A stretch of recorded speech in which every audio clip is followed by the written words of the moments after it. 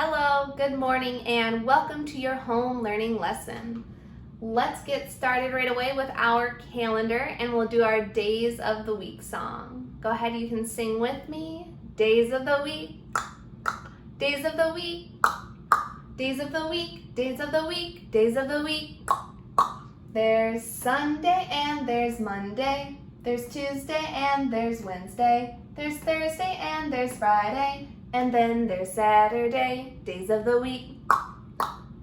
And this week, I am going to tell you the day of the week it is. Today is Wednesday, and our date is in the month of May, May 27th.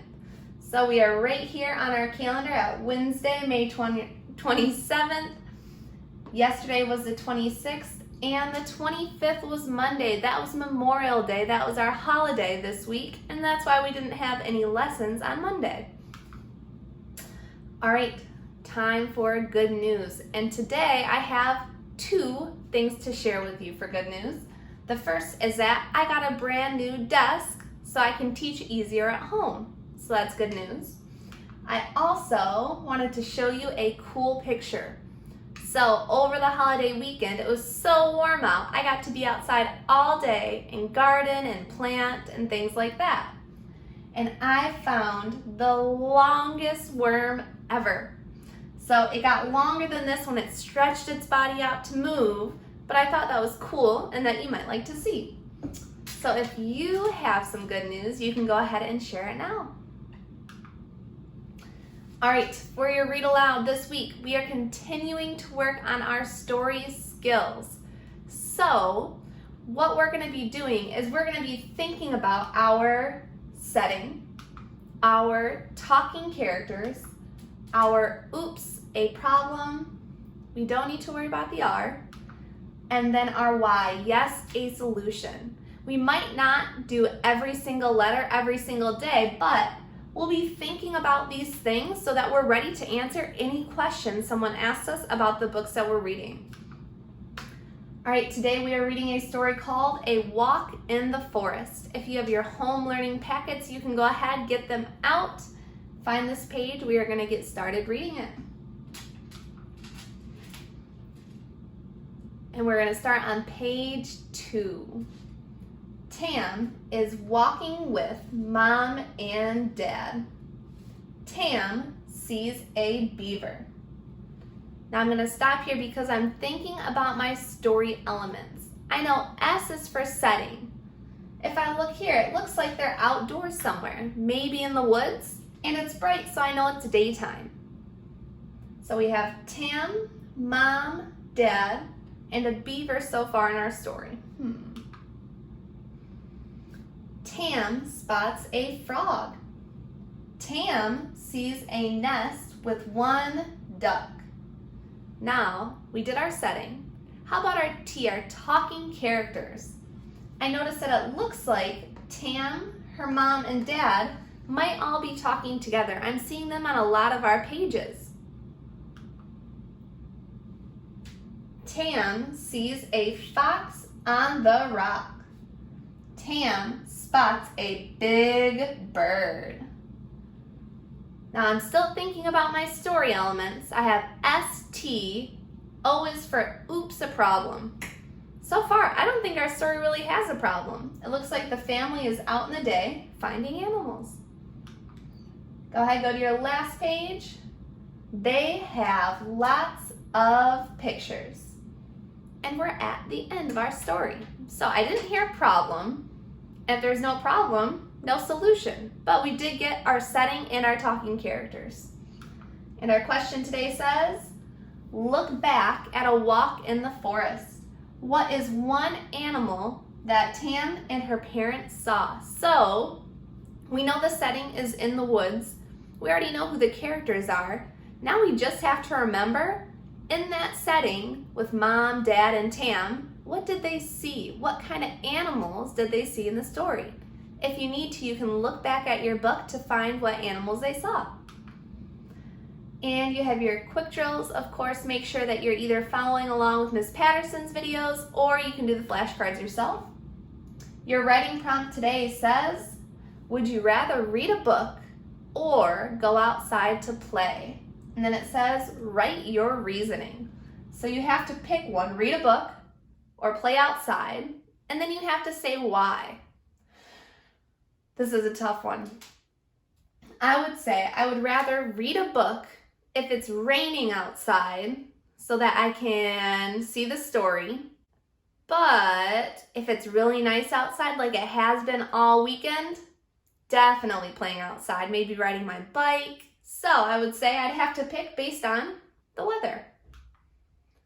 And lastly, your daily reading log. So this is in there for you from me. You have some books that I'm reading to you on your weekly outline, or you can choose your own books and write down what you chose. All right, and we are at our math already. So take a look at my picture here. You're telling me something you notice and something that you're wondering about. So I notice a little girl with some markers. That's something I can see. Something I wonder about.